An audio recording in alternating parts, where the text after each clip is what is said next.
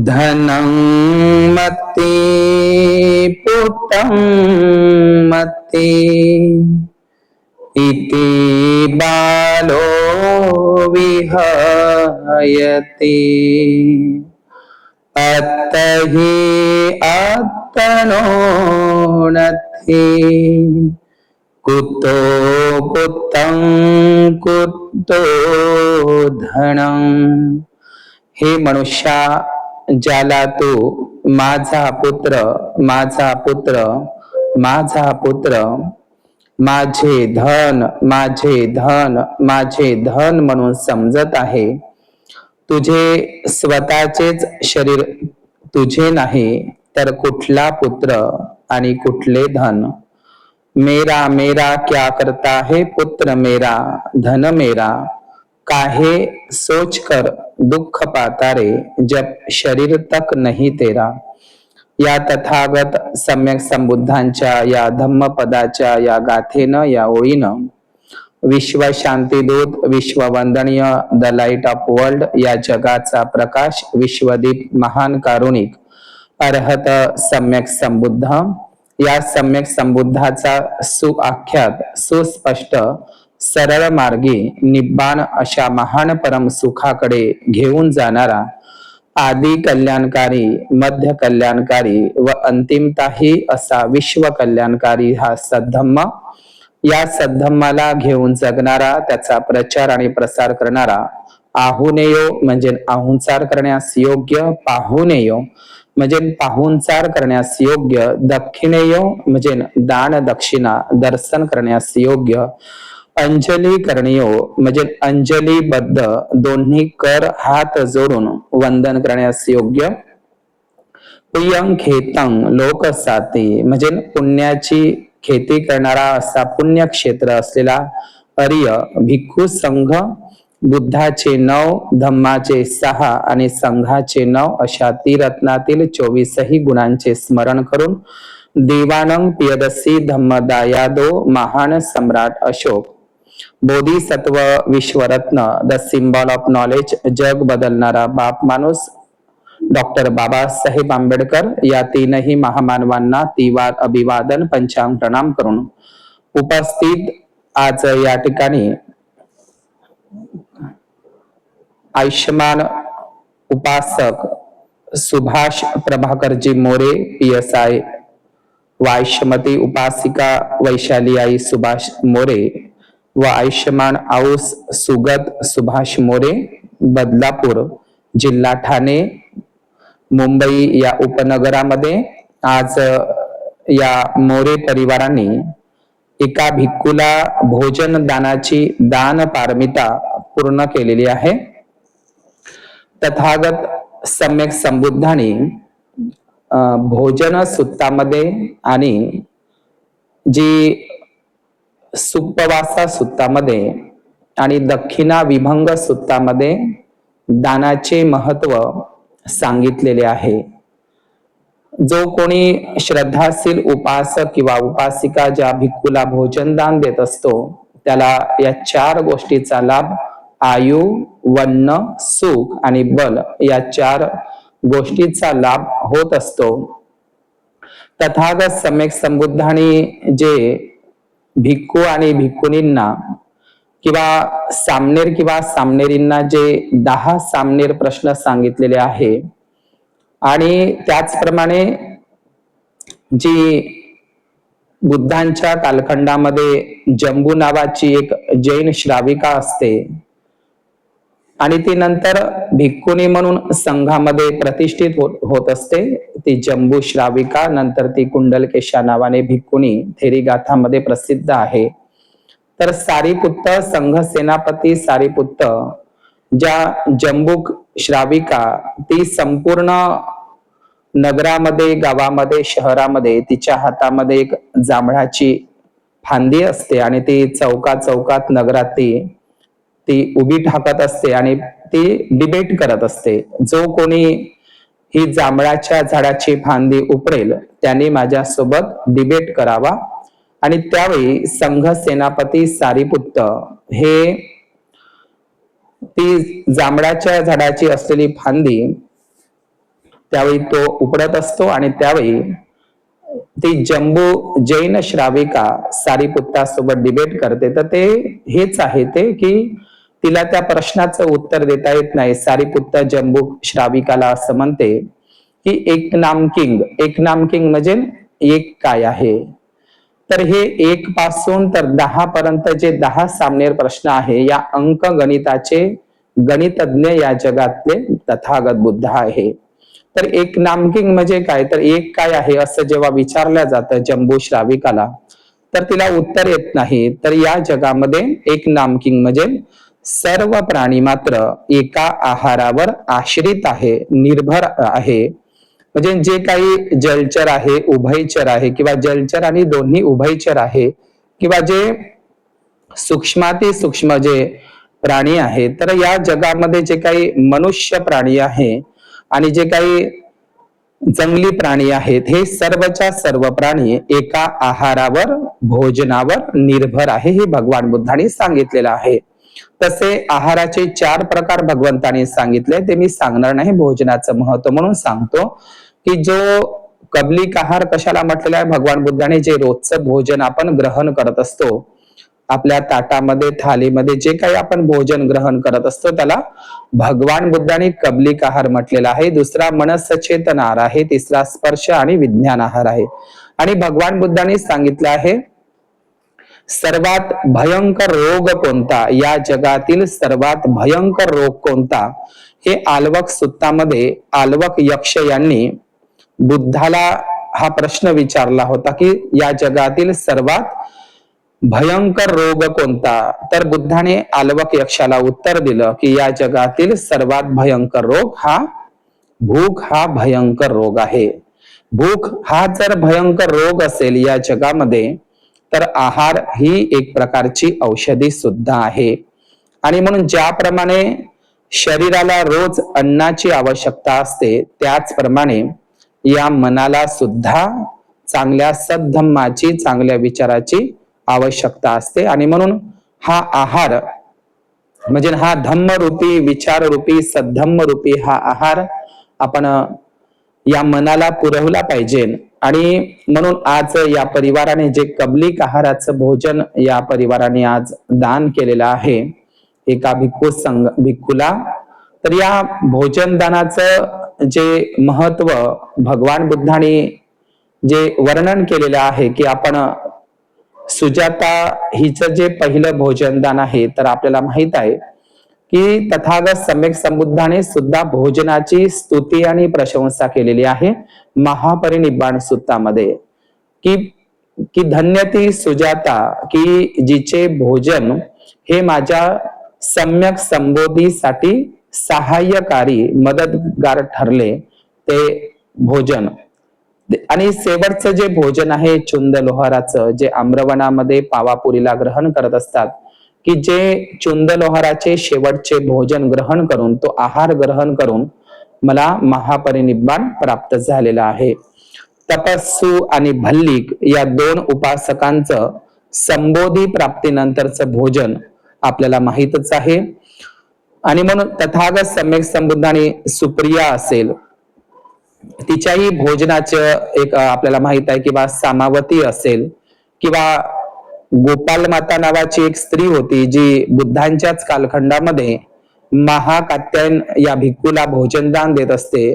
ती गोपाल माता ही उज्जैन अवंती महाजनपदातली असते गोपाल माता. तर ही आपले केस विकून महाकात्यायन आणि त्यांच्या भिक्खू संघाला भोजनदान देत असते. तर ही गोपाल माता उज्जैनच्या चंडप्रद्योत राजाची महाराणी म्हणत असते. म्हणजे इकडे गोपाल माता केस दान करून महाकात्यायन भिक्खू संघाला भोजन दान देत असते, तर ती राजाची राणी होत असते.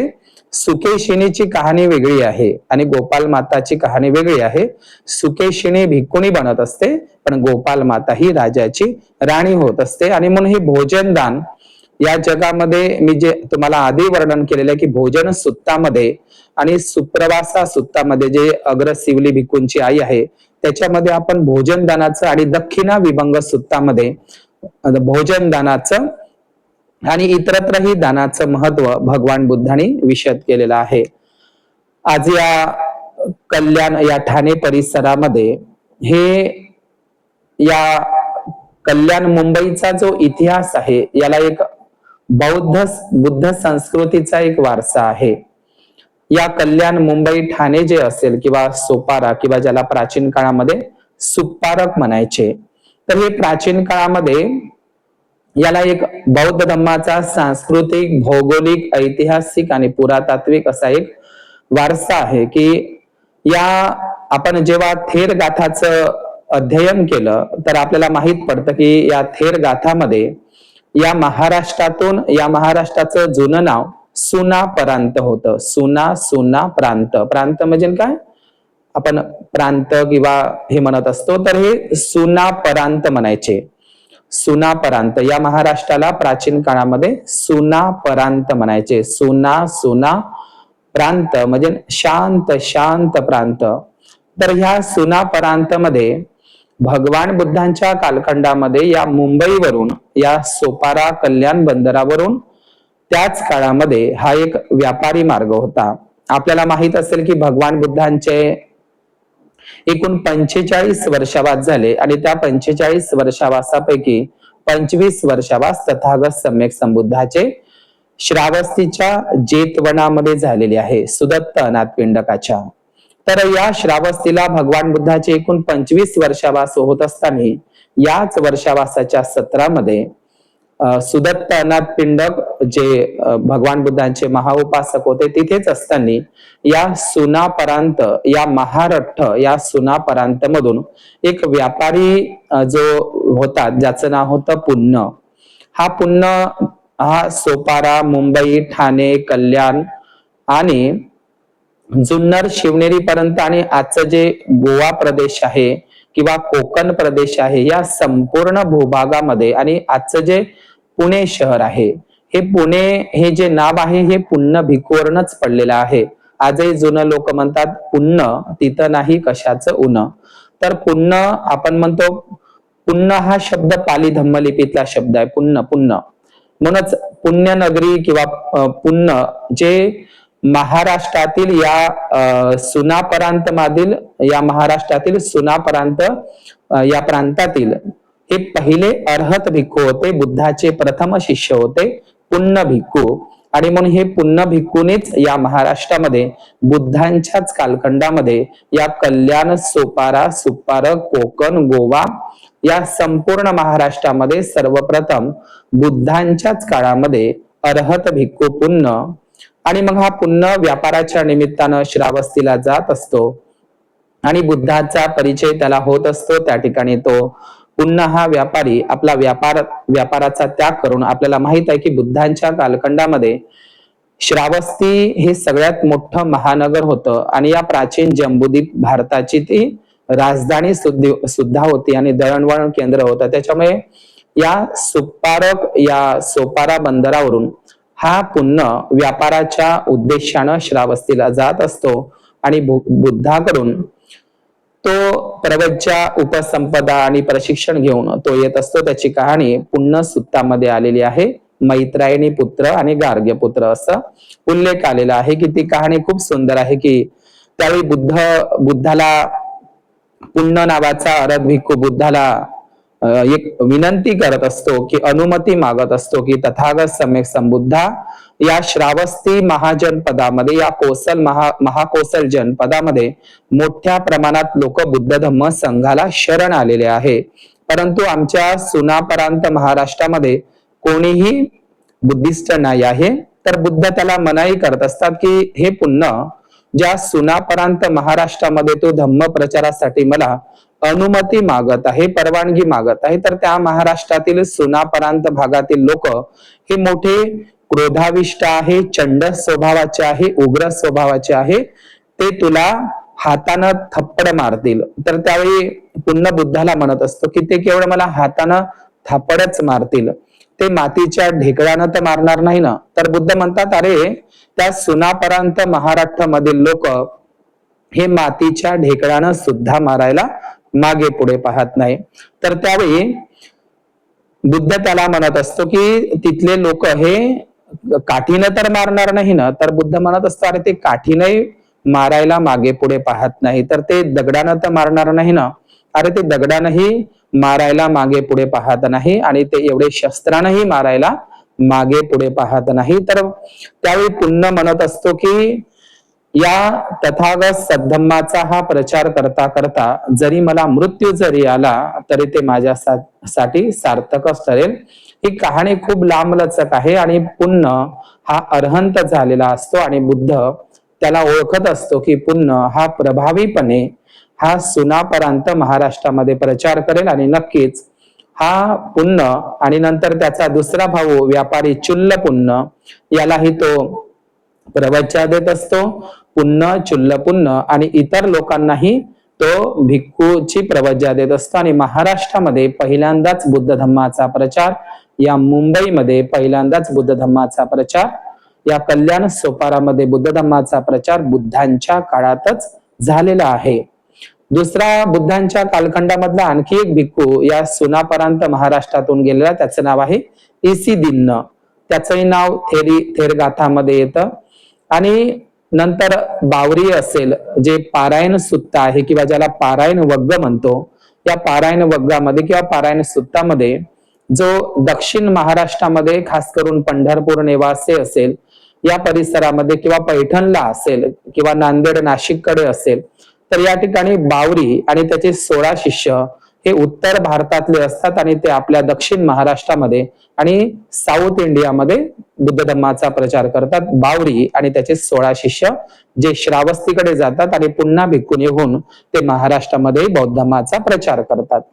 आणि नंतर महान सम्राट अशोकांच्या कालखंडामध्ये जी तिसरी विश्व बौद्ध धम्म संगीती झालेली होती, पाटलीपुत्र पटण्याला अशोकाराम महाविहारामध्ये अत्यंत महत्वाची ही विश्व बौद्ध धम्म संगीती, आणि या विश्व बौद्ध धम्म संगीतीमधून महाराष्ट्रामध्ये महाधम्म रक्षित नावाच्या अर्हत यवन ग्रीक भिक्खूला महान सम्राट अशोक मोगलीपुत्र तिस्स यांच्या मार्गदर्शनात महाराष्ट्रामध्ये पाठवण्यात येतं आणि हे महाधम्म रक्षित भिक्खू या सोपाऱ्याला सुद्धा येतात, ज्या ठिकाणी महान सम्राट अशोकाने म्हणजे नाला सोपारा या ठिकाणी असं म्हणतात की तथागत भगवान बुद्धांच्या भिक्षा पात्रांवर तो स्तूप बांधलेला आहे किंवा बुद्धांच्या अस्थि शारीरिक धातूवर स्तूप बांधलेला आहे. हेही खरी गोष्ट आहे, परंतु एक गोष्ट लक्षात घेतली पाहिजे की जे तथागत भगवान बुद्धांचे जे पहिले महाराष्ट्रातील पहिले अर्हत भिक्खू पुन्न यांच्या सुद्धा अस्थि धातूवर सम्राट अशोकांनी सोपाऱ्याला तिथे स्तूप बांधलेला होता, चैत्य स्तूप म्हणतात त्याला. आणि बुद्धांच्याही अस्थि धातू याच्यावर पारिभौगिक स्तूप आणि अस्थि असंही दोन्ही.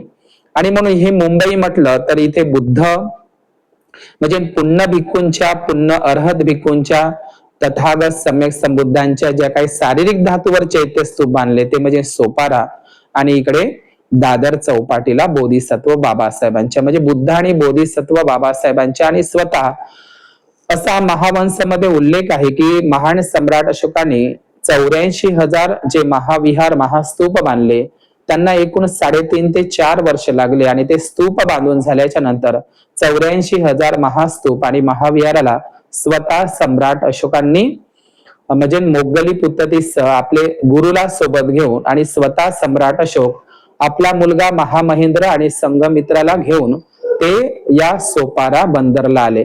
आपण बौद्ध साहित्यामध्ये वाचत असताना महामहेंद्र आणि संघमित्राला भिक्खू प्रवज्या दिल्याच्या नंतर किंवा चिवर दिल्याच्या नंतर लगेचच श्रीलंकेला पाठवलं नाही, हे लक्षात घेतलं पाहिजे. लगेचच नाही पाठवलं, असंच पाठवलेलं नाही. महामहेंद्र 12 वर्ष चिवर घेऊन महाराष्ट्रामध्ये म्हणजे भारतातच राहिले, हे लक्षात घेतलं पाहिजे. अनेक लोक सांगत असताना चुका करत असतात, ते सांगू नये की महामहेंद्राला प्रशिक्षण न देता, त्याला चांगलं प्रशिक्षण न देता 84,000 सुत्त गाथांचं पूर्ण त्याला प्रशिक्षण देऊन आणि त्यांना चिवर देणारे मोगलीपुत्र तिस्स हे त्यांचे उपाध्याय होते, पण चिवर देणारे अर्हत महादेव स्थवीर होते. त्यांनी महामहेंद्राला चिवर घालून दिलं आणि 12 वर्ष महामहेंद्र भारतातच राहिले आणि 12 वर्षाच्या नंतर 1 वर्षावास तर त्यांनी विदिशाला सुद्धा केला 3 महिन्याचा साची जवळ. तर महामहेंद्र आणि संघमित्रा मागावून जात असते आणि महामहेंद्र आदी जात असते. तर जेव्हा 84,000 महास्तूप बांधले तर त्याच्यापैकी मुंबईचा जो सोपारा किंवा ज्याला सुपारक म्हणतात, या महास्तूपाला स्वतः सम्राट अशोक आणि मोगली पुत्र तिस्स अरहत भंतेजी, अरहत महादेव भंतेजी, महामहेंद्र आणि संघमित्र आणि इतरही अरहत भिक्खूंनी भेटी दिलेली आहे या मुंबईला सोपाऱ्याला. असा उल्लेख आहे की पुन्नाने जेव्हा या ठिकाणी आपला वर्षावास आरंभ केला होता सोपाऱ्याला, तर त्या वर्षावासाचा प्रवारणा दिवस समापन दिवसासाठी तथागत बुद्धाला आणि 500 भिक्खू संघाला आणि सोबत उपस्थायक आनंद याला सुद्धा मुंबईला आमंत्रित केलेलं होतं. आणि असं उल्लेख आहे की पुन्न नावाच्या अरहत भिक्खूने तथागत भगवान बुद्धांच्या आगमना प्रित्यर्थ मलबार प्रांतातून काही रक्तचंदनाची सुगंधित चंदनाची लाकडं आणून या सोपाऱ्याला महाचंदनकुटी महाविहार त्या ठिकाणी बांधलेलं होतं. म्हणजे महाचंदनकुटी महाविहार म्हणजे चंदनाची कुटी बांधून भगवान बुद्धांच्या हस्ते आनंद आणि 500 भिक्खूंच्या हस्ते त्याचं उद्घाटन केलेलं होतं. असाही उल्लेख आढळतो की भगवंत तथागत सम्यक संबुद्ध 7 दिवस या मुंबईला वास्तव्य केलेलं आहे. म्हणून मुंबई आदी का सोपारा आदी, तर या विचारामध्ये न पडता सगळ्यात आधी सोपाराच आहे. म्हणजे आज जेवढे काही आपल्याला उपनगर दिसतात मुंबईमध्ये, हे उपनगर मागावून आहे. पण सर्वात आधीचे जे 2 स्थळ आहे ज्याचा ऐतिहासिक पुरातात्विक इतिहास सापडतो ते म्हणजे सोपारा आणि दुसरं म्हणजे कल्याण. आणि कल्याण आणि सोपारा ही प्राचीन बंदर आहे आणि या कल्याण आणि सोपारा मधून दूरच्या प्रदेशामध्ये बौद्ध धर्माचा प्रचार प्रसार झालेला आहे. उदाहरणार्थ कंबोडिया असेल किंवा इंडोनेशिया, जावा, बाली असेल, इथेही बौद्ध धर्माचा प्रचार आणि प्रसार झालेला आहे, हे आपण लक्षात घ्यायचं आहे. म्हणून सोपारा आणि कल्याण, त्याला कल्याण हे नाव याकरिताच पडलेलं आहे की आदि कल्याण, मध्य कल्याण आणि अंतिम कल्याण म्हणत असतो, जे धम्मचक्र प्रवर्तन सूत्रामध्ये उपदेश आहे. म्हणजे कल्याण हा शब्दच मुळातच पाली आहे. आदि कल्याण, मध्य कल्याण आणि अंतिम कल्याण जो बुद्धाचा सद्धम्मा आहे. आणि म्हणून कल्याण आणि सोपारा हे प्राचीन व्यापारी महामार्ग तर आहेच, पण बुद्ध धम्माचा प्रचार आहे. या कल्याण शहर हे आताच नाही, आता जे कांदिवली असेल, बोरीवली असेल, विरार असेल, हे अलीकडील आहे, पण प्राचीन ठाणे, सोपारा आणि कल्याणच आहे. या कल्याण शहराचा, नगराचा उल्लेख आपल्या कान्हेरीच्या बुद्धलेणीमध्ये सापडतो. जी कान्हेरी बुद्धलेणी आपल्या बोरीवलीला आहे, संजय गांधी राष्ट्रीय उद्यानामध्ये, त्या लेणीमध्ये कल्याण शहराचा उल्लेख आहे की कल्याणच्या या उपासकाने, या उपासिकाने या बुद्धलेणीसाठी दान दिलेलं आहे, त्याचे उल्लेख.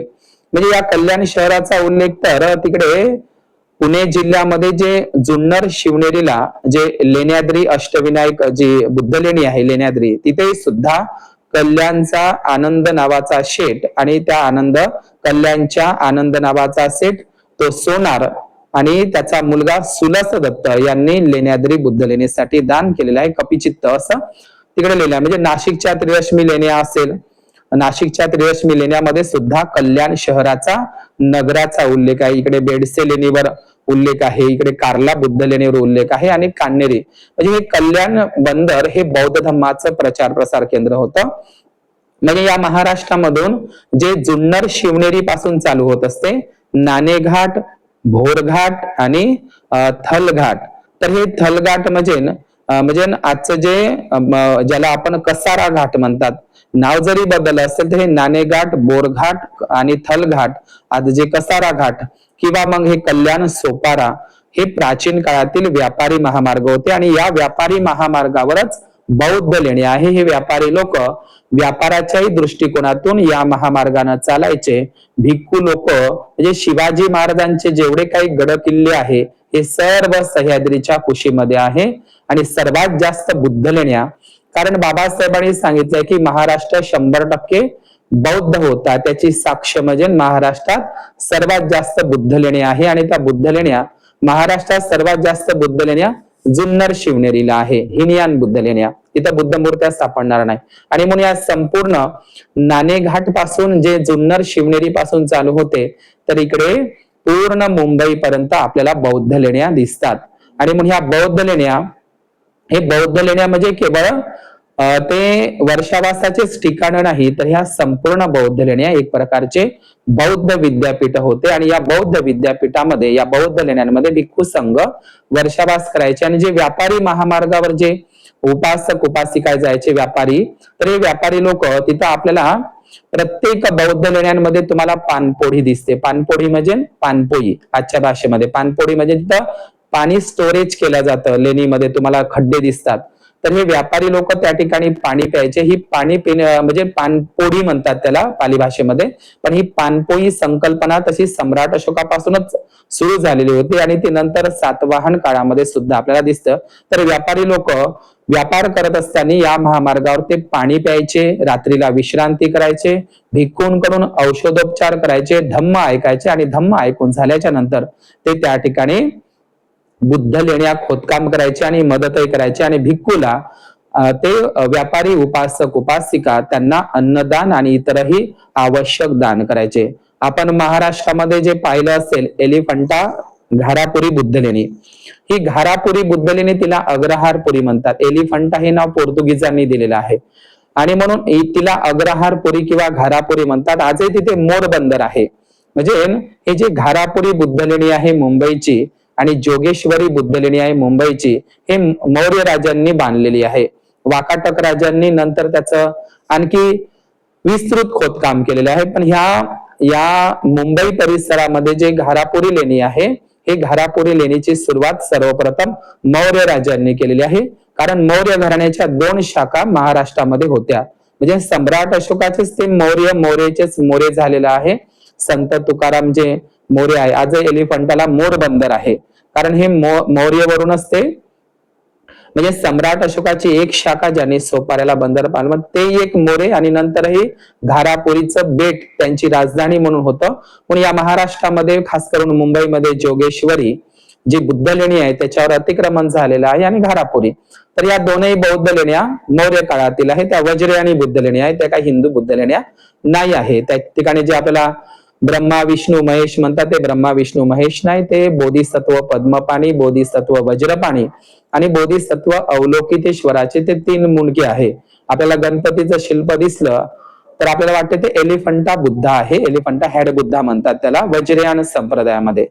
म्हणून या मुंबईला मंडपेश्वर नावाची लेणी आहे, तिथे तुम्हाला ते शिल्प दिसते एलिफंट हेड बुद्ध. तर मग आता जे कमीत कमी एकूण 6 ठिकाणी बौद्ध लेण्यांचा गट आहे मुंबईला. तर सर्वाधिक बौद्ध लेण्या कान्हेरी बौद्ध लेण्यामध्ये आहे. कान्हेरी बौद्ध लेण्या सर्वात जास्त बौद्ध लेण्या. त्या बौद्ध लेण्या सातवाहन राजांनी खोदलेल्या आहे, क्षत्रप राजांनी खोदलेले आहे, त्रैकुटक वाकाटक राजांनी खोदलेले आहे आणि शिलाहार राजांनी ते खोदलेले आहे. कान्हेरी बौद्ध लेण्या त्रैकुटक वाकाटक सातवाहन क्षत्रप आणि शिलाहार राजांनी, ज्या शिलाहार राजांनी अंबरनाथ मंदिर बांधलेलं आहे. तर हे अंबरनाथ मंदिर सुद्धा वज्रे आणि बुद्धिस्ट शिल्पकलेचा प्रभाव आहे. आणि हे शिलाहार राजे, ज्याला शेलार आडनाव आजही महाराष्ट्रामध्ये आहे, तर या जे शिलाहार जे बुद्धिस्ट राजे होते, ज्याचा संस्थापक होता चित्तसेन राजा. चित्तसेन हा प्रमुख राजा होता शिलाहार घराण्याचा. तर हे शिलाहार राजांचं सुद्धा खूप मोठं योगदान आहे. घारापुरी बुद्ध लेणी असेल किंवा कान्हेरी बुद्ध लेणी किंवा मग महाकाली. तर महाकाली बुद्ध लेणी आपल्याला वाटतं की ती महाकाली बुद्ध लेणी म्हणतात. ते महाकाली बुद्धाच्या काळामधली भिक्खुणी आहे. आपण थेरी गाथामध्ये जर वाचन केलं तर काली आणि महाकाली हे एका भिक्खुणीचं नाव आहे. महाकाली म्हणजे ते काही देवी वगैरे अजिबात नाही आणि ते महाकाली नाव बुद्धिस्ट आहे. म्हणून हे महाकालीच्या बुद्ध लेण्या, कान्हेरीच्या बुद्ध लेण्या ह्या सर्वात आधीच्या बुद्ध लेण्या आहे. नंतर मंडपेश्वर बुद्ध लेणी आपल्या मुंबईला आहे. घारापुरी जे एलिफंटा बुद्ध लेणी आहे आणि जोगेश्वरी सगळ्यात मोठी बुद्ध लेणी आहे, तिच्यावर अतिक्रमण झालेले आहे. आता आपण विरारला गेलं, तिथून 8 किलोमीटर सोपाऱ्यापासून विरारला एक जीवदानी माता बसवलेली आहे. त्या लेणीवर अतिक्रमण केलेलं आहे. ते जीवदानी लेणी सुद्धा बुद्धिस्ट लेणी आहे, त्याच्यावर जीवदानी माता बसवलेली आहे. आणि इकडे मुरबाडला इकडे सोनावळे गाव आहे. इकडे तिथे पूर्ण मोरे नावाचेच गाव आहे त्या सोनावळेला. तर त्या सोनावळेला मुरबाड मध्ये येते ते गणपती गडद बुद्ध लेणी आहे. गणपती गडद मुंबईला मुरबाडच्या जवळ. आणि इकडे भिवंडीला लेणी आहे, लोणाड बुद्ध लेणी म्हणतात. लोणाड, त्या लोणाड बुद्ध लेणीमध्ये ज्या बौद्धांच्या जातक कथा आहे त्या जातक कथेमधली वेसंतर राजाची जातक कथा तिथं कोरलेली आहे लोणार बुद्ध लेणी, भिवंडी, मुंबईला. ते तिथे तुम्ही जाऊन पाहिलं तुम्हाला प्रवेशद्वारावरच जे सत्यवादी राजा हरिश्चंद्राची जी कथा म्हणतात, तर ती सत्यवादी राजा हरिश्चंद्राची कथा नक्कल म्हणून ती वेसंतर राजाची जातक कथा आहे बौद्धांची. तर ते तिथे शिल्पांमध्ये कोरलेली आहे लोणार बुद्ध लेणीमध्ये, एकमेव ती लेणी आहे. आणि म्हणून कान्हेरी या मुंबई परिसरामध्ये कान्हेरी हे सगळ्यात मोठं विद्यापीठ होतं, नालंदा सारखं विद्यापीठ होतं. या ठिकाणी म्हणजे एकूण 6,000 भिक्खू आणि भिक्खुणी राहायचे. कान्हेरी हे मुंबईमधील जे आधुनिक विद्यापीठ नाही आहे, जगातील पहिलं विद्यापीठ जर कोणतं असेल या मुंबईतलं या मुंबईमधलं आधीचं विद्यापीठ कोणतं असेल, हे सगळे आधुनिक विद्यापीठ आहे जे तुम्ही मुंबई विद्यापीठाला फलाना म्हणत असतात. पण या मुंबईतलं पहिलं विद्यापीठ जर कोणतं असेल तर कान्हेरी विद्यापीठ. आणि या कान्हेरी विद्यापीठामध्ये सर्वात जास्त बौद्ध लेणी आहे. तिथं जपानचे भिक्खू युआनशांग येऊन राहिलेले आहे. राहुल भद्र नावाचे भिक्खू त्या ठिकाणी मोठे आचार्य होते ते शिकवायला. राहुल भद्र हे नालंदाला राहत होते आणि इकडे विक्रमशिला मधूनही ते कधी कधी म्हणजे विक्रमशिला विद्यापीठामध्ये ते आचार्य म्हणून शिकवायचे. आणि काही काळ ते राहुल भद्र भिक्खू हे आपल्या कान्हेरी बुद्ध लेणीमध्ये राहायचे. तिथं तुम्हाला 10 तोंडाचा अवलोकितेश्वर दिसतात. म्हणजे एकमेव असं भारतामध्ये लेणी आहे कान्हेरी, तिथे तुम्हाला 10 तोंड दिसतात. बोधिसत्व दशमुख अवलोकितेश्वर, त्यालाच लोकांनी रावण बनवलेला आहे. तर हे सगळं पेंटिंगच्या रूपामध्ये कान्हेरीला काही पेंटिंग सुद्धा आहे, त्या काही नष्ट झालेल्या आहे. पण हे विद्यापीठ कान्हेरी विद्यापीठ एकेकाळामध्ये खूप मोठं विद्यापीठ होतं. त्या ठिकाणी भिक्खुणी आणि भिक्खू सुद्धा राहायचे आणि सगळ्यात मोठा बौद्ध धर्माचा प्रचार तिथे झालेला आहे. म्हणून एलिफंटा आपण कल्पना जर केली तर एलिफंटाचे घारापुरी बेट आहे, त्या घारापुरी ठिकाणी तिथे स्तूपही लागलेला आहे. अलीकडे आता हे 2 महिने झाले तिथे स्तूप लागलेले आहे, लेण्या आहे. तर तिथे त्या संपूर्ण बुद्धिस्ट लेण्या आहे, त्या वज्री आणि बुद्धिस्ट लेण्या आहे, आपण लक्षात घेतलं पाहिजे. आणि त्या घारापुरी बेटवर भिक्खू लोकांना भोजन दान कोण देत असेल वर्षावासामध्ये, हे आपण कल्पना केली पाहिजे. आज लोक जहाजानं, इलेक्ट्रिक जहाजानं घारापुरी बेटाला भेट देतात. मग त्या घारापुरी बेटवर भिक्खू लोक राहत होते त्या काळामध्ये. तर त्या भिक्खू लोकांना ते व्यापारी बंदर होतं, तर तिथे भिक्खू लोकांना भोजन दान कोण देत असेल, तर त्यावेळेचे जे व्यापार चालायचा ते व्यापारी लोक आपल्या जहाजातून अन्न धान्य त्या ठिकाणी भिक्खूला पुरवायचे आणि ते वर्षावासात सुद्धा. म्हणून ते घारापुरी बेट ज्याला मोर बंदर म्हणतात अजूनही, तर ते प्राचीन बौद्ध वारसा स्थळ आहे, ते जागतिक धरोहर. पण हे मुंबई बुद्धाच्या कालखंडापासूनच याला एक वारसा आहे. इकडे कर्जतला गेलो कोंढाणे बुद्ध लेणी आहे. ती कोंढाणे बुद्ध लेणी कौंडन्य भिक्खू आहे, जे भगवान बुद्धांच्या कौंडन्य भिक्खूवरूनच ते अपभ्रंश झालेले कोंढाणे लेणी म्हणतात किंवा त्याला कोंढाणा किल्ला म्हणतात. हे कौंडिन्य भिक्खूंच्याच याचा एक अपभ्रंश आहे. तर हे सगळं पुणे, मुंबई किंवा जे आहे हे सगळं प्राचीन काळामध्ये हे मुंबईला मायापुरी म्हणायचे. आजही जुने लोक मायापुरी म्हणतात, कारण बुद्धांच्या आईवरूनच. कारण जे पुण्य भिक्खू आहे हे भगवान बुद्धांचे प्रथम शिष्य महाराष्ट्रातले हे पुण्य भिक्खू हे कोलीय वंशाचे होते. आज जेव्हा जनगणना झाली महाराष्ट्रामध्ये, संपूर्ण भारतामध्ये, तर आपल्याला वाटते की कोलीय लोक हे फक्त तिकडे रामग्राम देवदहलाच कोलीय असेल, रामग्राम आणि देवदहलाच कोलीय असेल, परंतु नाही.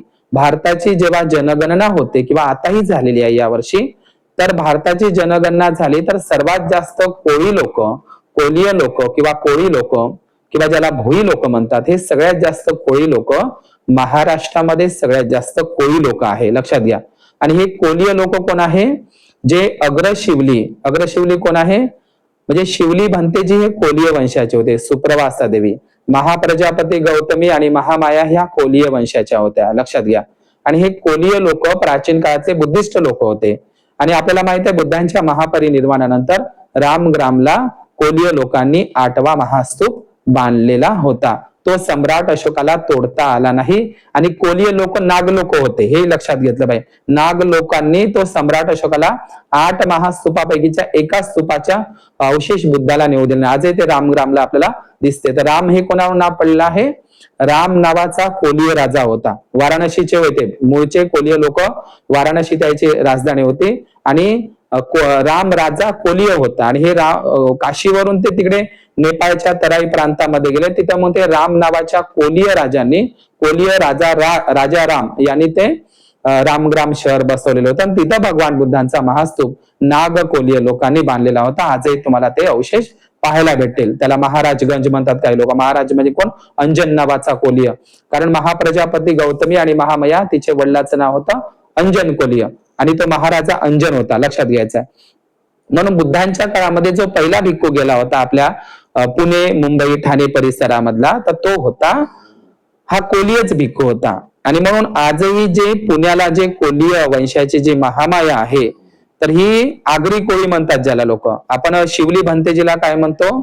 अग्ग कोलिय म्हणतो. का नाही अग्ग कोलिय असं म्हणतो का? अग्ग कोलिय शिवली म्हणतो असं म्हणतो. शिवली अग्ग कोलिय शिवली म्हणतो. हे अग्ग कोलिय नाव कशावर पडलं? आजही आपण ठाणे मालवण कडले लोक, इकडे सुनापरांचे कोकणातले लोक, गोव्यातले लोक किंवा मुंबई परिसरातले लोक आगरी कोळी म्हणतात. आगरी कोळी म्हणजे काय? हेच ते वय अग्र कोलिय. अग्र म्हणजे श्रेष्ठ कोलिय ज्यांनी बुद्ध धम्माचा स्वीकार केलेला होता. म्हणून आगरी कोळी हे नाव आपल्याला मुंबई आणि पुणे आणि आजही आपण आगरी कोळी लोकांचीच ती देवी आहे. एकविरा आई तू डोंगरावरी, नजर आहे तुझी कोलियावरी असं जे म्हणतात. म्हणजे मुंबई, ठाणे, पालघर, गोवा आणि पुणे परिसरातले आणि महाराष्ट्रात सर्वात जास्त कोलिय लोक महाराष्ट्रातच आहे. दुसरा सेकंड नंबर गुजरातचा लागतो. या सगळ्या कोलिय लोकांची ती कुलदेवी आहे एकविरा. एकविरा म्हणजे काय? एका वीराला जन्म देणारी. तर ती एकविरा कोण होती? ही कोलिय वंशाची महामाया होती. आजही तुम्ही शिवाजी संग्रहालय मुंबईला जर गेले, शिवाजी संग्रहालय मुंबईला ज्या औरंगाबाद जिल्ह्यामध्ये पितळखोरा बुद्ध लेणी आहे, त्या पितळखोरा बुद्ध लेणी मधलं बुद्धाच्या आईचं महामायेचं शिल्प तुम्हाला ते पितळखोऱ्याला च्या लेणीमध्ये होतं. ते इकडे शिवाजी संग्रहालयामध्ये कमळाच्या फुलावर बसलेली. तर ही महामाया दुसरी तिसरी काय नसून एका वीराला म्हणजे एक वीर कोण होता? सिद्धार्थ गौतमाला बोधिसत्वाला जन्म देणारी ती एक वीरा हे महामायेचंच एक नाव आहे. म्हणून या मुंबई शहराची स्थापना, या मुंबई ही महानगराची निर्मिती सम्राट अशोकांनीच केलेली आहे, हे लक्षात घ्यायचं आहे. सोपारा जो महास्तूप होता, 84,000 महास्तूपापैकीचा एक महास्तूप सम्राट अशोकाने ठाणे सोपारा मुंबईला निर्माण केला आणि तेव्हापासून इथं शहर वाढत गेलं. सुरुवातीला फक्त सोपारा हे शहर होतं, नगर होतं आणि कल्याण हे दोनच होते आणि घारापुरी हे बेट होतं. नंतर हे एवढं मोठं मुंबई वाढलेली आहे आणि मुंबई हा खूप मोठा एक वारसा आहे. बाबासाहेबांचा राजगृह बंगला असो किंवा बाबासाहेबांचं वरळीचं भाषण असो किंवा बाबासाहेबांनी त्या सोपाऱ्याला भेट दिलेली आहे. सोपाऱ्याला त्याला काही लोक आता नाला सोपारा म्हणतात. हे नाला सोपारा नाव चुकीचं आहे. त्याचं नाव पाली भाषेमध्ये सुप्पारक आहे. सुप्पारक म्हणजे सोपारा बंदर होता आणि या सोपारा बंदरावरूनच बौद्ध धम्माचा मोठ्या प्रमाणात प्रचार प्रसार झालेला होता. आणि म्हणून हे महाराष्ट्रामध्ये या मुंबई परिसरामध्ये जेवढे काही कोळी बांधव आहे, कोलिय बांधव आहे, जे काही भोई समाज आहे, हे सगळे बुद्धाची आई महामाया देवीचे, महाप्रजापती गौतमीचे आणि शिवली भंतेजींचे वंशज आहे. आणि कोलिय लोक हे नाग कोलिय आहे, हेही लक्षात घेतलं पाहिजे. आणि ते लोक आजही बुद्ध धम्माला ते वेगळ्या पद्धतीने एक्सेप्ट करत असतात. आणि म्हणून ह्या कार्ला असेल किंवा हे संपूर्ण बौद्ध प्रदेश होता आणि अशा पद्धतीने बुद्धांच्याच कालखंडामध्ये या महाराष्ट्रामध्ये बौद्ध धम्माचा प्रचार आणि प्रसार झालेला आपल्याला दिसतो. म्हणून बाबासाहेबांचं एक, मी मुंबईला जेव्हा केव्हा आलो तर मला बाबासाहेबांचं एक भाषण आठवतं, ते म्हणजे वरळी मुंबईचं. आणि बाबासाहेबांचं सोपाऱ्याला सुद्धा एक सोपाऱ्याला बुद्ध पौर्णिमा बाबासाहेबांनी अटेंड केलेली आहे. सोपाऱ्याला बाबासाहेब बुद्ध पौर्णिमे दिवशी त्यांचं छान भाषण झालं आंब्याच्या झाडाखाली. तर त्या ठिकाणी जे मला सांगायचं की बाबासाहेबांचं जे 15 जानेवारी 1951 ला बाबासाहेबांनी जे वरळीला 6,000 लोकांना भाषण दिलं होतं, तर ते भाषण असं होतं की घरात खंडोबा आणि बाहेर बुद्ध चालणार नाही, केवळ बुद्ध धम्मच पाळा, इतर काही नाही. हे बाबासाहेबांचं वाक्य मुंबईचं आहे. आणि म्हणून मुंबई या ठिकाणी बुद्धांच्याही अस्थी आहे आणि बोधिसत्व बाबासाहेबांच्या अस्थी आहे, माता रमाईच्याही अस्थी आहे. आणि म्हणून हे पनवेल नाका असेल जिथं बाबासाहेबांना पाणी नाकारलं, या सगळ्या बाबासाहेबांच्या जीवनाचा ही आज जे बाबासाहेबांना हे मुंबई गुजरातमध्ये गेली असती, लक्षात ठेवा, गुजराती लोकांचा डोळा होता या मुंबईवर. पण आज जे मुंबई महाराष्ट्राची जी राजधानी, आर्थिक राजधानी, जे मुंबई शहर आज जे महाराष्ट्राला मिळालेलं आहे राजधानीच्या रूपामध्ये, याच्यामध्ये योगदान आहे डॉक्टर बाबासाहेब आंबेडकर. म्हणजे सांगायचं म्हणजे मुंबई ही महाराष्ट्राचीच आहे, हे बाबासाहेबांनी एक पुस्तक लिहिलेलं आहे. बाबासाहेबांना हे मुंबई महाराष्ट्रामध्येच राहिली पाहिजे, याच्यासाठी बाबासाहेबांना खूप मोठा संघर्ष करावा लागला. आज जी मुंबई महाराष्ट्राची आहे ती केवळ बाबासाहेबांमुळे आहे. आणि म्हणून बाबासाहेबांचं ते दादर स्टेशनला अलीकडे लोक म्हणत आहे की दादर स्टेशनला doctor Babasaheb Chaityabhoomi railway station हे नाव मिळालं पाहिजे, तर ते योग्य आहे. म्हणजे चैत्यभूमी रेल्वे स्टेशन हे नाव दादर स्टेशनला मिळालं पाहिजे. का मिळालं पाहिजे? कारण ही मुंबई आज महाराष्ट्राला जर मिळाली असेल तर ते बाबासाहेबांनी सगळं भौगोलिक सांस्कृतिक दृष्ट्या ते पुरावा देऊन सादर केलं. ते भाषण तुम्ही वाचा, भाषावार प्रांतरचना, की बाबासाहेबांनी मुंबई ही हक्कानं भांडून घेतली, त्याचे पुरावे सादर केले की गुजराती लोकांचा डोळा होता. आजही तुम्हाला ते तुम्ही पाहू शकता. तर हे त्याचा काहीच संबंध नाही गुजरातशी, आणि म्हणून ते मुंबई महाराष्ट्राचीच आहे, महाराष्ट्राचाच तो भाग आहे, आधी होती आताही आहे, हे बाबासाहेबांनी पुराव्यानिशी दाखल केलं आणि ते मुंबई महाराष्ट्राचीच झालेली आहे. आणि हे लक्षात घ्या.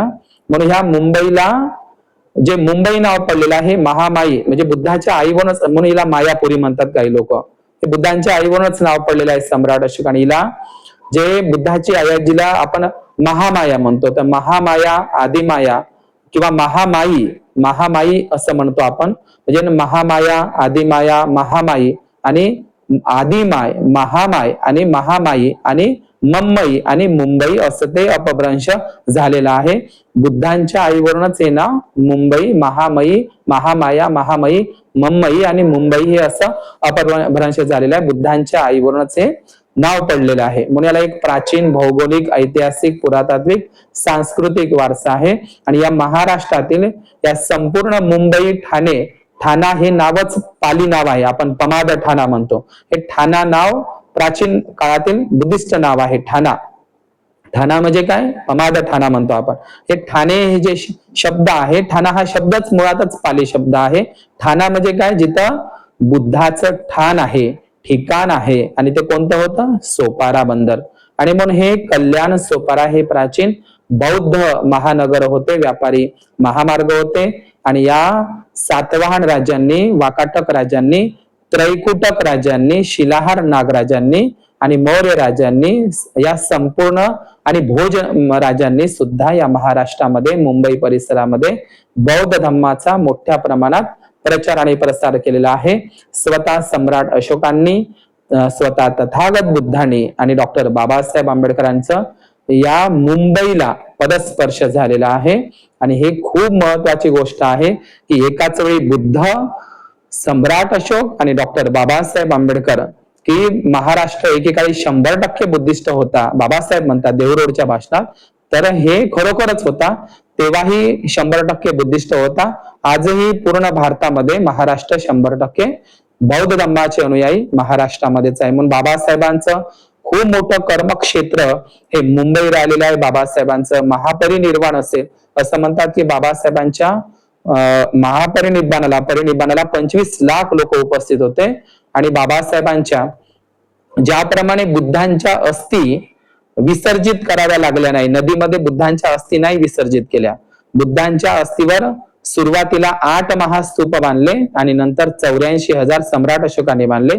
तर एकमेव अशी व्यक्ती आहे जगातील की बुद्ध आणि त्यांचे अग्रशिष्य बुद्धाचे आणि बाबासाहेब आंबेडकर, की ज्यांच्या अस्थी नदीच्या पाण्यामध्ये विसर्जित करण्याची गरजच पडली नाही. म्हणून बुद्ध, बोधिसत्व बाबासाहेब यांच्या दोघांच्याही अस्थी या मुंबईला आहे आणि दोघांच्याही भेटी या मुंबईला झालेल्या आहेत. बाबासाहेबांचं आगमन स्थळ आणि कर्मभूमी हे मुंबई राहिलेलं आहे. रमाईचं पूर्ण आयुष्य मुंबईलाच राहिलेलं आहे. आणि ते राजगृह बंगला, जो पुस्तकासाठी एकमेव असा बंगला बांधणारा डॉक्टर बाबासाहेब आंबेडकर. म्हणून या परिवारामध्ये जे मोरे परिवारामध्ये जे मला आमंत्रित केलेलं आहे, की जे संत तुकाराम मोरे म्हणतात, हे संत तुकाराम मोरे हे ज्यांनी बुद्धच त्यांचे गुरु आहे हे संत तुकाराम मोरे, तर हे मौर्य वंशाचेच आहे. मौर्य वरूनच ते महाराष्ट्रामध्ये मोरे झालेलं आहे, म्हणून ते महाराष्ट्रामध्ये जावळीचे मोरे म्हणतात. आणि इकडं गणपती गडदला तिकडे मोरे सोनावळे गाव आहे, तर तिथे हे मोरे हे मौर्य वंशावरच झालेलं आहे. कारण सम्राट अशोकानेच हे मुंबई नगरी वसवलेली आहे, हे लक्षात घ्यायचं आहे. सम्राट अशोकानेच या मुंबई नगराची स्थापना केलेली आहे, सोपाऱ्याचा बुद्धाचा महास्तूप बांधून, लक्षात घ्यायचं आहे. आणि म्हणूनच हे मौर्यावरूनच महाराष्ट्रामध्ये मोरे झालेले आहे. आणि या मोर्यावरूनच हे आजही घारापूरला मोर बंदर आहे. तर हे घारापुरीच्या बुद्ध लेण्या आणि जोगेश्वरीच्या बुद्ध लेण्या ह्या सर्व मौर्य म्हणजे मौर्य राजांनीच बांधलेल्या आहे. आणि हे संत तुकाराम सुद्धा मौर्य वंशाचेच होते, आणि म्हणून त्यांच्यावर सुद्धा बौद्ध धर्माचा प्रभाव होता, हे लक्षात घेतलं पाहिजे. म्हणून मोरे घराण्याला एक खूप मोठा इतिहास आहे. आणि मोरे हे बुद्धांच्याच कालखंडापासून बुद्धिस्ट होते. सम्राट अशोकाच्या नंतर बुद्धिस्ट नाही. आपण बुद्ध आणि त्याचा धम्मग्रंथ वाचला तर पिप्पलीवनचे मौर्य असं आपल्याला नाव दिसते. म्हणजे बुद्धांच्याच काळामध्ये जे 16 महाजनपद होते, त्या 16 महाजनपदामध्ये पिप्पलीवनचे मौर्य असा बुद्ध आणि त्याच्या धम्मग्रंथामध्ये उल्लेख आलेला आहे की बुद्धांच्याच कालखंडामध्ये महापरिनिर्वाण सूत्रामध्ये पिप्पलीवनचे मौर्य राजे बुद्धांच्याच वेळी मौर्य घराणं होतं आणि ते बुद्धिस्ट होतं. उत्तर विहार अट्टकथा तुम्ही वाचायचं आहे. उत्तर विहार अट्टकथामध्ये मौर्य घराणं हे बुद्धाच्या काळापासूनच होतं, पिप्पलीवनचे मौर्य, आणि ते बुद्धिस्ट होते. त्यांच्या याच्यावर 9वा अंगार स्तूप मौर्य राजांनी बुद्धांच्याच काळामध्ये बांधला होता. आणि म्हणून मौर्यांच्या ज्या शाखा होत्या बुद्धांच्या काळामध्ये पिप्पलीवनचे मौर्य, त्यानंतर चंद्रगुप्त मौर्य आणि सम्राट अशोक मौर्य हे मगधचे पाटलीपुत्रचे मौर्य होय. इकडे राजस्थानला जे चित्तोडगड किल्ला आणि कुंभलगड किल्ला आहे राजस्थानला, तर हे मौर्य राजांनीच बांधलेला आहे. या जगातला भारतातला सगळ्यात मोठा किल्ला आहे चित्तोडगड किल्ला, आणि कुंभलगड किल्ला जो दुसरा सेकंड राजस्थानला आहे. तर हे जे किल्ले आहे हे मौर्य राजांनीच बांधलेला आहे. त्याला चैत्यगड म्हणायचे, ते चित्तोडगड नव्हतं. आणि तो चित्रांगंद मौर्य राजांनी बांधलेला आहे. मौर्य राजांनी बांधलेला आहे चित्तोडगड किल्ला. तर हे राजस्थानचे चित्तोडगडचे मौर्य वेगळे होते आणि मगध पाटलीपुत्रचे मौर्य वेगळे होते.